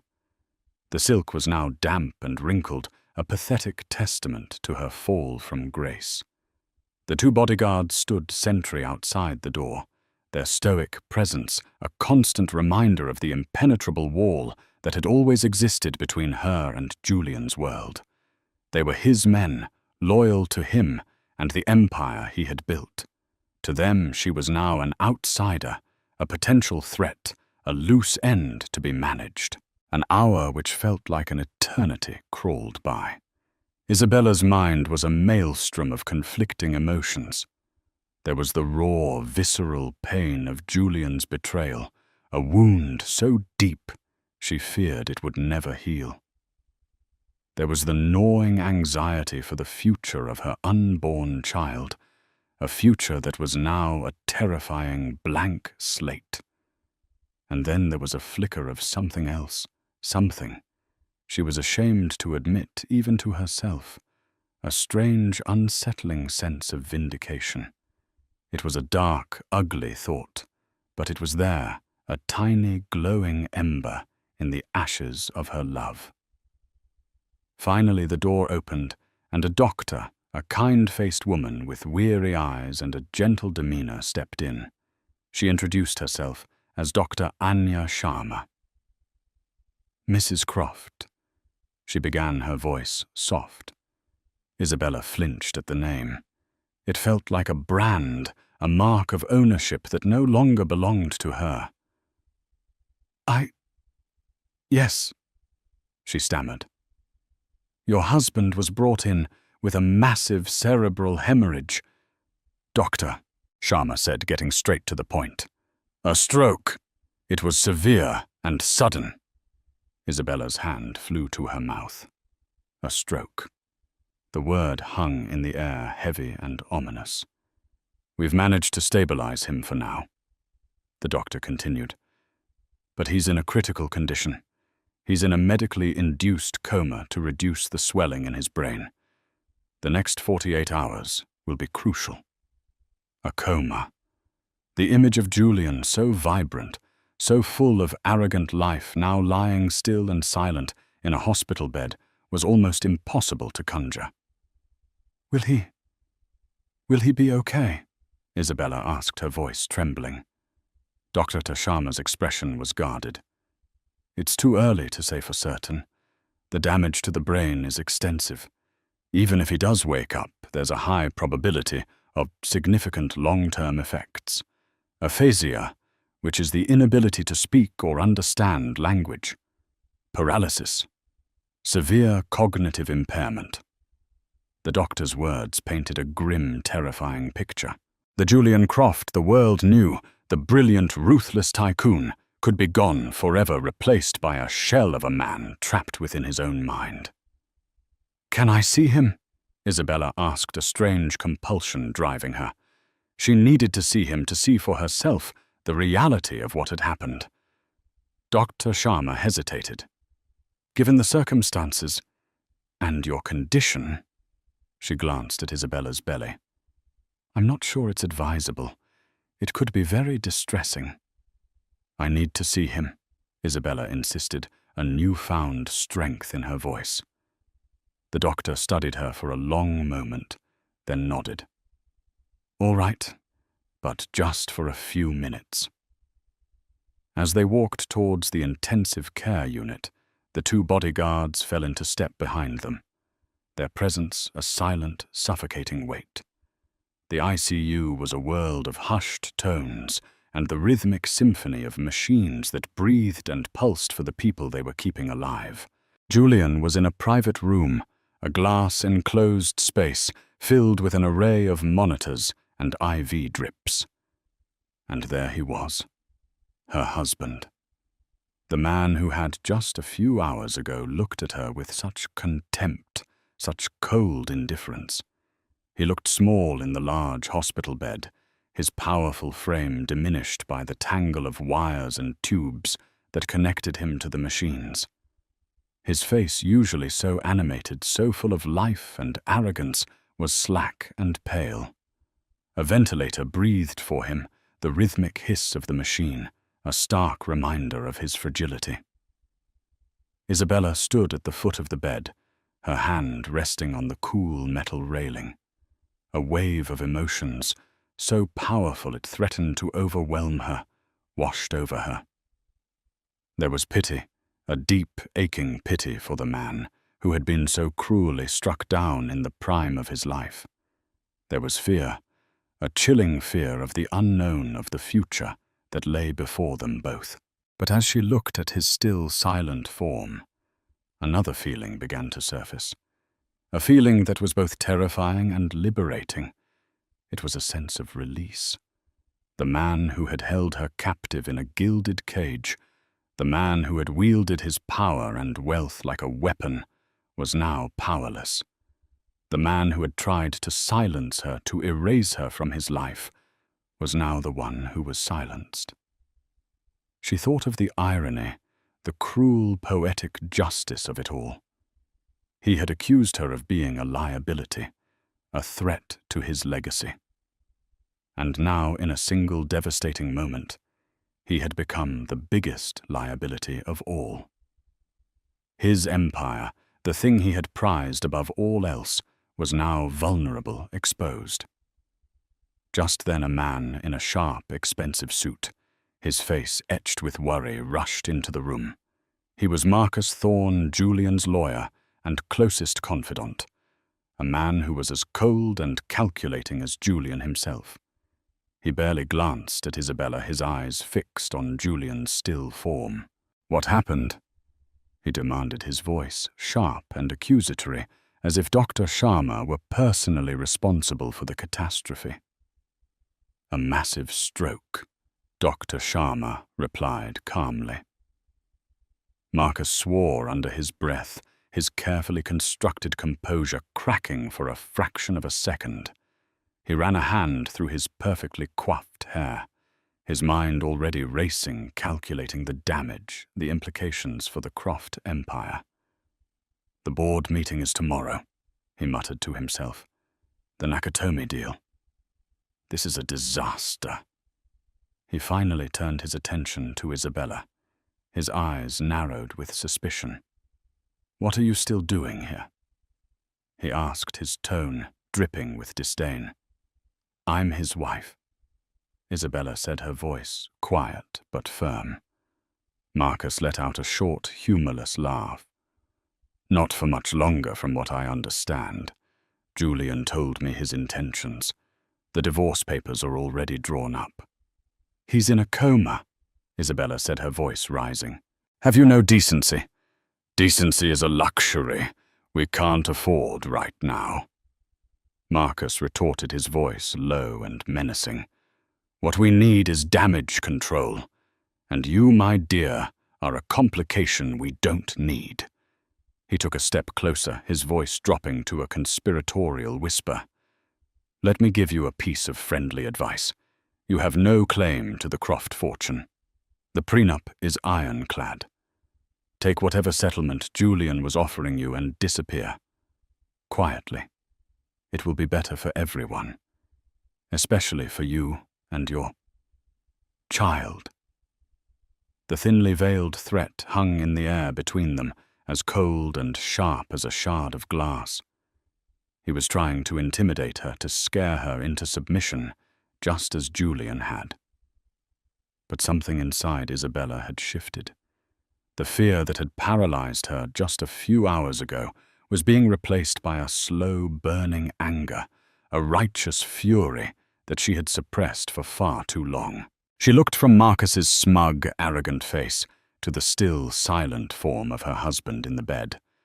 They had underestimated her. They had mistaken her kindness for weakness, her love for naivety. They had thought they could discard her like a broken toy. They were wrong.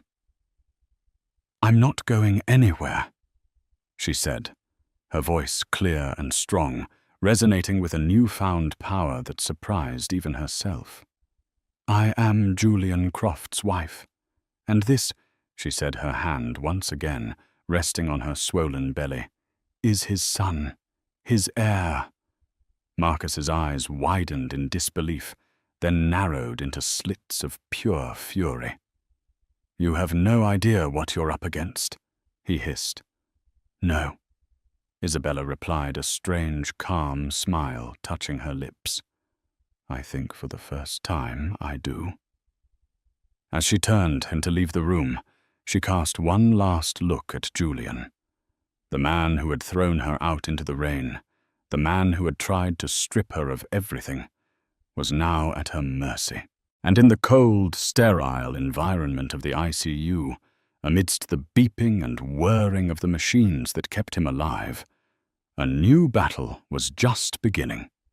It was a battle for control, a battle for legacy, a battle for the future of the Croft Empire. And Isabella, the discarded wife, was about to become its most unlikely and formidable warrior. The days that followed were a blur of hushed conversations, legal jargon, and the constant unnerving presence of men in dark suits. Julian remained in his coma, a silent, breathing monument to his own hubris. The world he had so meticulously built, the empire that had been his life's obsession, was now in a state of suspended animation, waiting for its king to awaken, or for a new ruler to ascend the throne. And in a move that sent shockwaves through the hallowed halls of Croft Enterprises, Isabella, the woman they had all dismissed as a pretty, naive socialite, made her first move, armed with a power of attorney. She had, in a moment of foresight she couldn't quite explain, insisted Julian sign a year ago, during a particularly nasty bout of influenza. She walked into the emergency board meeting that Marcus Thorne had so desperately tried to postpone. The boardroom, located on the top floor of the Croft Tower, was a temple of corporate power. A long, polished mahogany table reflected the grim faces of the board members, a collection of old-money patriarchs and ruthless corporate raiders who had been hand-picked by Julian for their loyalty and their killer instincts. They were the sharks of the financial world, and they could smell blood in the water. When Isabella walked in, a stunned silence fell over the room. She was not the weeping, hysterical woman they had expected. She was dressed in a simple but elegant black dress, her hair pulled back in a severe bun, her face pale but resolute. Her pregnancy, once a symbol of her vulnerability, now seemed to give her an aura of strength, of fierce maternal power.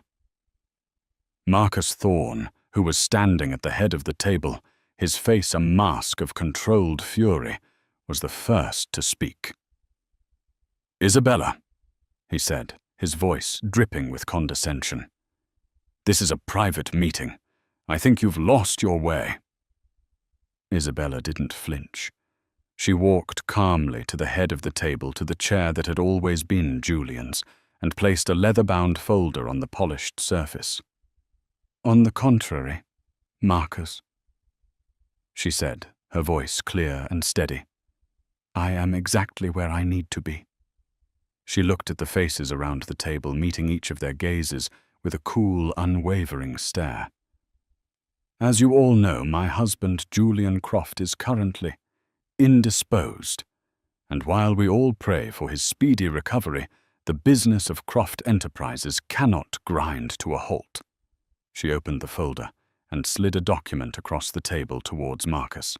"This," she said, "is a durable power of attorney legally executed by my husband, granting me full authority over his personal and business affairs in the event of his incapacitation. It has been verified by my legal counsel this morning." Marcus snatched the document, his eyes scanning the page with a frantic intensity. The color drained from his face. He knew the document was legitimate. He had been there when Julian had signed it, had dismissed it as a sentimental, meaningless gesture, a fatal mistake. "This is outrageous!" One of the board members, a portly man with a florid face, sputtered. "You're a housewife. What do you know about running a multi-billion-dollar corporation?" Isabella turned her cool gaze on him. "I know that my husband's legacy is at stake," she said, her voice ringing with an authority that surprised them all. "And I know that some of you—" She let her gaze sweep across the room. "See this as an opportunity to carve up his empire for your own personal gain. But let me be very clear. That will not happen on my watch." In the weeks that followed, Isabella proved that she was no mere figurehead. She threw herself into the world of high finance, with a ferocity and an intelligence that no one, least of all Marcus Thorne, had anticipated. She spent her days in the office poring over financial reports, meeting with department heads, and grilling Julian's top executives about every aspect of the business. She spent her nights in her lonely penthouse, the ghost of Julian's betrayal, a constant companion studying business strategies, devouring books on corporate law, and preparing for the battles she knew were to come. She discovered that she had a natural aptitude for the cutthroat world of business, a talent she had never known she possessed. She was a quick study, with a sharp, analytical mind, and an uncanny ability to read people, to see through their bluffs and their sycophantic smiles to the greed and ambition that lay beneath. She also discovered the rot at the heart of Julian's empire. The untarnished legacy he had been so desperate to protect was in reality a house of cards built on a foundation of shady deals, creative accounting, and ruthless tactics that bordered on the illegal. The much-lauded Nakatomi deal, the one Marcus had been so worried about, was a particularly toxic asset, a real estate venture that was hemorrhaging money and was on the verge of collapse. Isabella, against the vociferous objections of Marcus and the other board members, made a bold and audacious decision. She decided to cut their losses and pull out of the Nakatomi deal, a move that would cost the company millions in the short term, but would, she argued, save it from financial ruin in the long run. It was a gamble, a high-stakes poker game, with the future of the company on the line. And it was a move that earned her the grudging respect of some of the more seasoned executives who had long harbored their own doubts about the deal, but had been too afraid to challenge Julian. But her biggest challenge, the one that tested her resolve to its very limits, came from an unexpected quarter. A letter arrived at the penthouse, a simple handwritten letter on cheap lined paper. It was from a woman named Maria Sanchez, a name that meant nothing to Isabella. The letter was a plea for help. Maria's son, A young construction worker named David had been severely injured in an accident at one of Julian's construction sites. The company had denied all liability, claiming that David had been negligent and had offered the family a paltry, insulting settlement that barely covered his initial medical bills. Isabella, moved by the mother's desperate plea, began to investigate. She discovered a cover-up, a deliberate attempt by the company to hide the fact that the accident had been caused by faulty equipment and a blatant disregard for safety protocols. She found a trail of internal memos, hushed-up reports, and intimidated witnesses. And at the center of it all was Marcus Thorne, who had personally orchestrated the cover-up to protect the company's reputation and its bottom line. The discovery filled Isabella with a cold, righteous anger. This was the true face of the Croft Empire, the ugly, brutal reality behind the glamorous facade. This was the legacy Julian had been so desperate to protect, a legacy built on the broken bodies of innocent people. Armed with this new, damning evidence, Isabella confronted Marcus in his office. She laid out the proof of his deception, the trail of lies and corruption that led directly to his door. Marcus, for the first time since she had known him, looked genuinely afraid. "You can't prove any of this," he blustered, but his voice lacked its usual conviction. "Can't I?" Isabella replied, her voice as cold as ice. "I have sworn affidavits from 2 other workers who witnessed the accident. I have the maintenance records for the faulty equipment. And I have a mother who is willing to testify to tell the world what Croft Enterprises did to her son." She leaned across his desk, her eyes boring into his. "You have 2 choices, Marcus. You can either approve a full and fair compensation package for the Sanchez family, a package that will cover all of David's medical expenses, his lost wages, and his pain and suffering, and you will tender your resignation from this company, effective immediately. Or I can hand this file over to the district attorney's office, and we can let a grand jury decide your fate." Marcus stared at her, his face a mixture of hatred and grudging admiration. He was trapped, and he knew it. He had been outmaneuvered, outplayed by the woman he had so foolishly underestimated. He chose to resign. The ousting of Marcus Thorne sent a clear and unequivocal message to the rest of the company.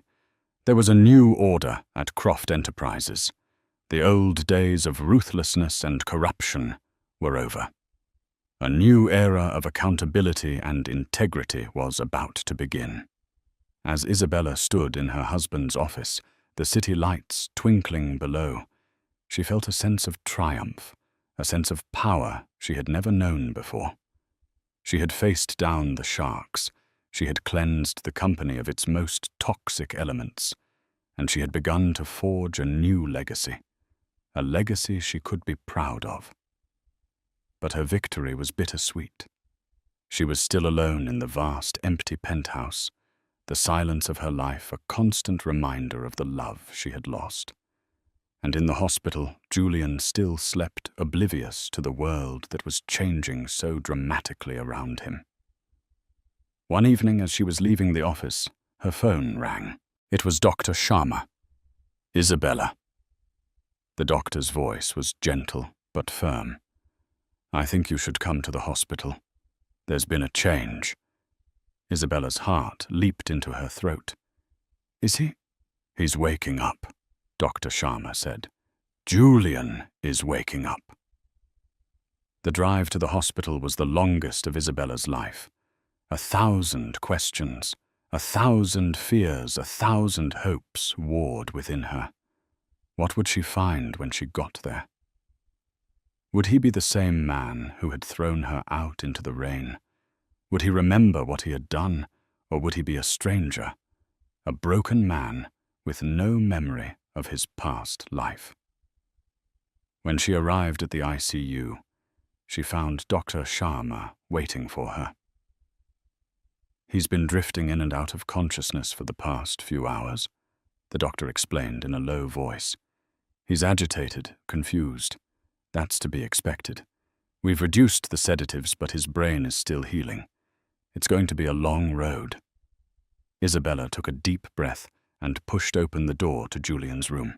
The rhythmic hissing of the ventilator was gone. He was breathing on his own. His eyes were open, but they were unfocused, darting around the room with a look of bewildered terror. He saw her, and for a fleeting moment, a flicker of recognition of something akin to relief crossed his face. "Isa. Bella," he whispered, his voice, a hoarse, raspy shadow of its former self. Tears sprang to Isabella's eyes. He knew her. He remembered her. "I'm here, Julian," she said, her voice choked with emotion. She moved closer to the bed, her hand reaching for his. But as her fingers brushed against his expression changed. The flicker of recognition was replaced by a look of pure, unadulterated hatred. His eyes, the color of cold, hard steel, narrowed into slits. "You!" He snarled the word, a venomous hiss. "What are you doing here?" Isabella recoiled as if she had been struck. "Julian, Get out!" He roared, his voice surprisingly strong. He tried to sit up, his body trembling with a furious energy. "Get away from me, you witch! You did this to me!" Dr. Sharma rushed to his side, trying to calm him. "Mr. Croft, please. You need to relax. You've been very ill." But Julian was beyond reason. His eyes were wild, his face contorted in a mask of rage. He pointed a trembling finger at Isabella.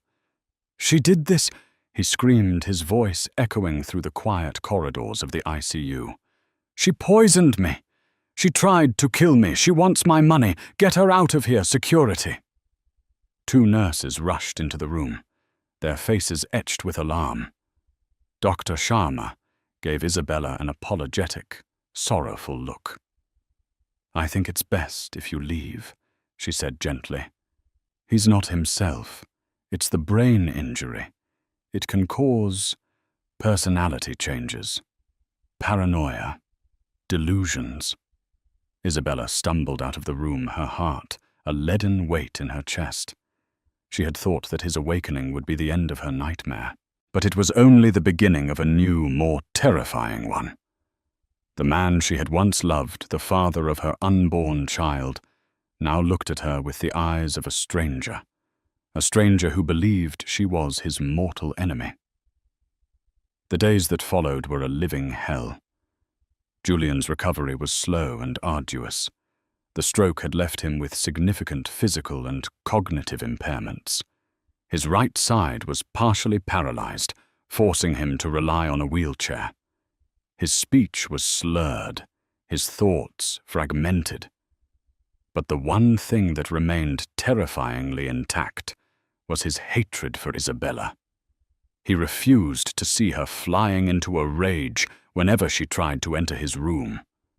He accused her of all manner of conspiracies, of trying to steal his company, of plotting to have him declared mentally incompetent so she could take control of his fortune.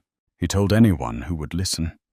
His doctors, his nurses, the few remaining loyalists from his old guard, that Isabella was a monster, a black widow who had lured him into her web and then tried to destroy him. Isabella was devastated. She had hoped that in time his memory would return, that he would remember the love they had once shared. But as the weeks turned into a month, it became clear that the Julian she had known was gone forever, replaced by this bitter, paranoid shell of a man. And then the unthinkable happened. Julian, with the help of a new, ruthless legal team, filed a lawsuit against her. He was contesting the power of attorney, claiming that he had been coerced into signing it. He was suing for divorce on the grounds of adultery and attempted murder. And in the most cruel and devastating blow of all, he was suing for sole custody of their unborn child, claiming that Isabella was an unfit mother, a danger to her own son. The news hit Isabella like a physical blow. She had fought so hard to protect his legacy, to save his company, to create a better future for their child. And now he was using that very legacy, the power and wealth of the Croft Empire, to destroy her. The media, which had been following the saga of the fallen tycoon with a morbid fascination, went into a frenzy. The headlines were brutal sensationalist. Millionaire's wife in shocking murder plot. Black widow's bid for Croft fortune. Pregnant socialite's web of deceit. Isabella became a pariah, a villain in a story that was being written by Julian's high-priced public relations team. She was hounded by paparazzi, her every move scrutinized her character, assassinated in the court of public opinion. The world, it seemed, was eager to believe the worst of her, to see her as a gold-digging shrew who had gotten her just deserts. She felt herself begin to crumble under the weight of it all. The stress was taking its toll on her pregnancy. She had trouble sleeping, her nights filled with nightmares. She lost her appetite, her once healthy glow replaced by a pale, gaunt look. She was alone, completely and utterly alone, in a war she could not possibly win. Julian had the money, the power, the influence. She had nothing but the truth, and the truth she was beginning to realize was a fragile and easily shattered thing. One evening, as she sat in the darkened penthouse, the city lights a mocking reminder of the world that had turned against her, she fell into a deep, despairing sleep. And in that sleep, she had a dream. She dreamed of a small, sun-drenched cottage by the sea, with a garden full of blooming flowers and the sound of waves crashing on the shore. She dreamed of a life of peace and simplicity, a life far away from the gilded cage of New York City and the poison of the Croft name. And in that dream, she was holding her son, a beautiful, healthy baby, with his father's eyes, but her smile. When she woke up, the first rays of dawn were streaming through the windows, and for the first time in a long time, she felt a sense of clarity, a sense of peace. She knew what she had to do. She couldn't fight Julian. She couldn't win a war against a man who was determined to destroy her. But she could save her son. She could give him the life he deserved, a life free from the toxic legacy of his father. She got up and began to pack a small bag. Her hands moved with a newfound purpose, a quiet determination. She took only a few essential items: some clothes, the small amount of cash she had on her, and a faded photograph of her parents. As she was about to leave, her eyes fell on a small velvet box on her nightstand. It was the first gift Julian had ever given her, a simple, elegant pearl necklace. She had cherished it, had seen it as a symbol of his love. With a heavy heart, she opened the box. The pearls gleamed in the morning light, a beautiful, perfect lie. She closed the box and left it on the nightstand. She would take nothing from this life, nothing that belonged to Julian Croft. She walked out of the penthouse, leaving behind the luxury, the power, the pain. She took the service elevator down to the ground floor, a ghost slipping away in the pre-dawn quiet. As she stepped out onto the street, the city was just beginning to stir. The air was cool and crisp, a welcome relief from the stale, suffocating atmosphere of the penthouse.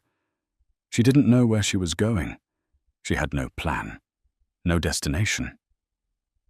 But as she walked away from the Croft Tower, its magnificent spiraling form, a monument to a life she was leaving behind, she felt a sense of freedom, a sense of hope.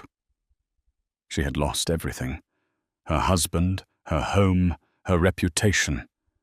But she still had the most important thing of all.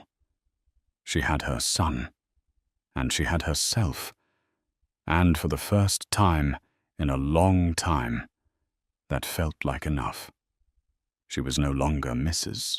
Julian Croft, the discarded wife, the Black Widow. She was Isabella, a mother, a survivor, and her story, she knew, was far from over. 6 years. 6 years is a lifetime.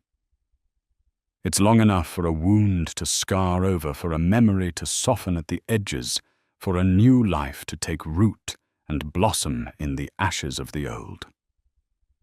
In a small, sun-drenched town on the coast of California, a world away from the concrete canyons and the cutthroat ambition of New York City, Isabella had built that new life.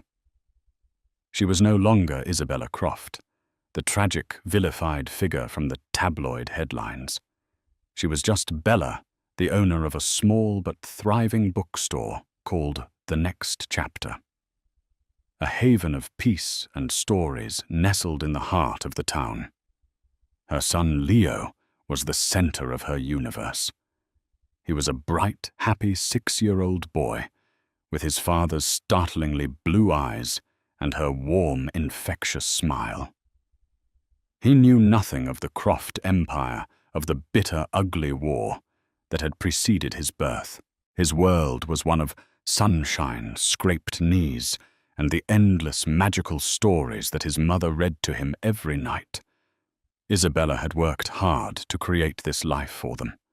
She had started with nothing, just a few $100 and the fierce, unyielding love of a mother. She had worked odd jobs, saved every penny, and poured her heart and soul into her small bookstore. It wasn't a life of luxury, but it was a life of peace, of contentment, of a hard-won, deeply cherished freedom. She rarely thought of Julian. The pain of his betrayal had faded, replaced by a quiet, resigned sorrow for the man he had become. She had followed the news of his life from a distance in fleeting, morbidly curious glances at the headlines in the supermarket checkout line. He had eventually been released from the hospital, a shadow of his former self. He had won his divorce, his lawsuit, his Pyrrhic victory. He remained the head of Croft Enterprises, but the company was no longer the titan it had once been. Its reputation had been tarnished, its stock price had plummeted. The magic, it seemed, had gone out of the Croft name. Isabella had made peace with the past. She had forgiven Julian, not for his sake, but for hers. Forgiveness, she had learned, was the only way to truly be free. And then one sunny Tuesday afternoon, the past came walking through the door of her bookstore. He was a tall man, impeccably dressed in a dark suit that seemed out of place in the laid-back bohemian atmosphere of the town. He was older, his hair streaked with grey, his face lined with a weariness that seemed to go bone deep. But there was no mistaking him. It was Marcus Thorne. Isabella's heart leaped into her throat. For a moment she was frozen, the book she had been shelving slipping from her nerveless fingers. Marcus's eyes scanned the cozy sunlit bookstore, then settled on her. There was no hostility in his gaze, no trace of the arrogant, ruthless man she had once known. There was only a profound, almost unbearable sadness. "Isabella," he said, his voice quiet, almost hesitant. "Marcus?" she replied, her voice barely a whisper. "What are you doing here? I needed to see you," he said, taking a tentative step forward. "There's something you need to know. Something I should have told you a long time ago." Leo, who had been playing quietly in a corner with a stack of picture books, looked up at the sound of the strange man's voice. He got to his feet and walked over to his mother, his small hand slipping into hers. Marcus's eyes fell on the boy, and a look of profound, heart-wrenching regret crossed his face. He has his father's eyes, he said softly.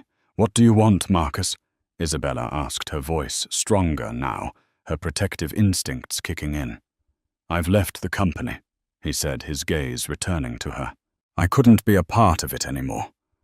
Not after everything. He took a deep breath as if steeling himself for a painful confession. What happened to Julian? The stroke. It wasn't karma, Isabella. It wasn't a random act of fate. Isabella stared at him, a cold dread creeping up her spine. What are you talking about? There was a reason Julian was so paranoid, so obsessed with protecting his legacy, Marcus said, his voice dropping to a conspiratorial whisper. He had a genetic condition, a congenital weakness in the blood vessels of his brain, an aneurysm. His father had it, his grandfather before him. It was a time bomb waiting to go off. Isabella's mind reeled. An aneurysm, a genetic condition. It was all a lie. The accusations of infidelity, the doubts about Leo's paternity, it was all a desperate, twisted attempt to push her away, to protect her from the inevitable. He knew, she whispered, the pieces of the puzzle falling into place with a sickening thud. He knew he was sick. Marcus nodded, his eyes filled with a weary sorrow. He'd known for years. The doctors had warned him. They told him to avoid stress, to change his lifestyle. But he was Julian Croft. He thought he was invincible. He thought he could outrun his own DNA. He didn't want you to be there when it happened. Marcus continued, his voice thick with a mixture of pity and guilt. He didn't want you or the baby to be tied to a broken, dying man.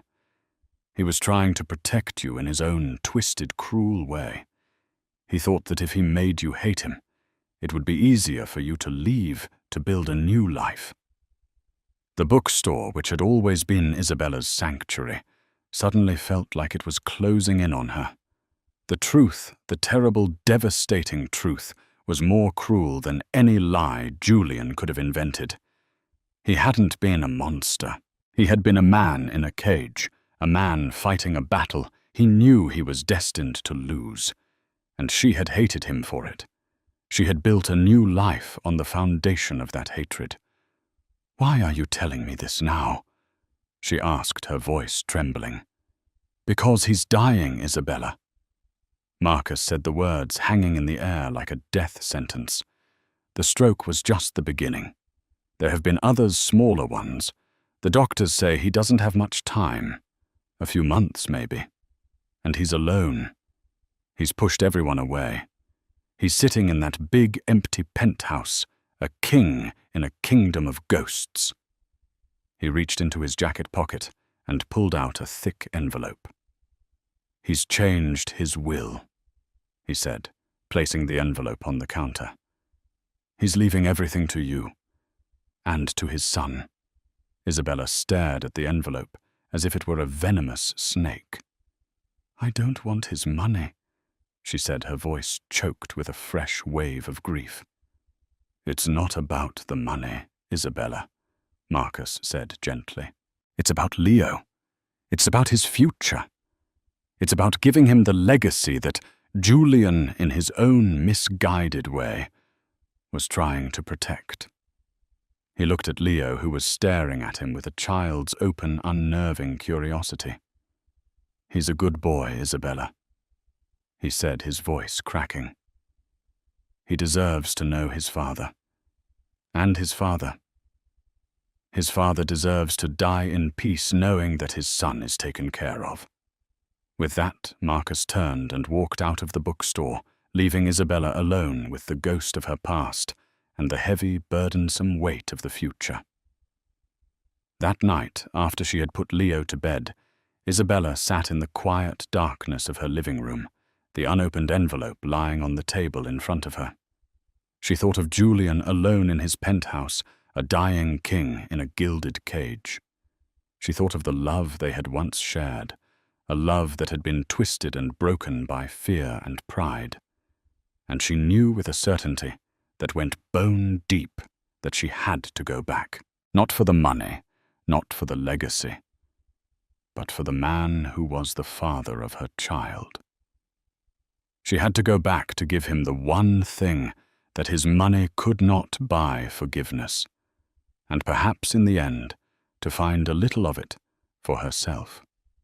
She had to go back and write the final chapter of their story, a chapter not of bitterness and betrayal, but of compassion, of grace, of a love that was strong enough to transcend even the deepest of wounds. The next chapter of her life, she realized, was not here in this small, peaceful town. It was back in the city she had fled in the heart of the storm she had thought she had escaped. And this time, she would not be a victim. She would be a survivor, a queen returning to a fallen kingdom, not to reclaim a throne, but to heal a broken king. The story of Isabella and Julian is a harrowing journey of love, betrayal, and the devastating consequences of pride. It's a stark reminder that fortunes can be built on foundations of sand, and that the storms of life can wash away the most gilded of empires in the blink of an eye. But it's also a story of incredible resilience, of a woman who, stripped of everything, found a strength she never knew she possessed. It's a testament to the enduring power of a mother's love and the quiet, unshakable grace of forgiveness. What would you have done in Isabella's place? Would you have walked away forever? Or would you have returned to face the man who shattered your world? Let us know your thoughts in the comments below.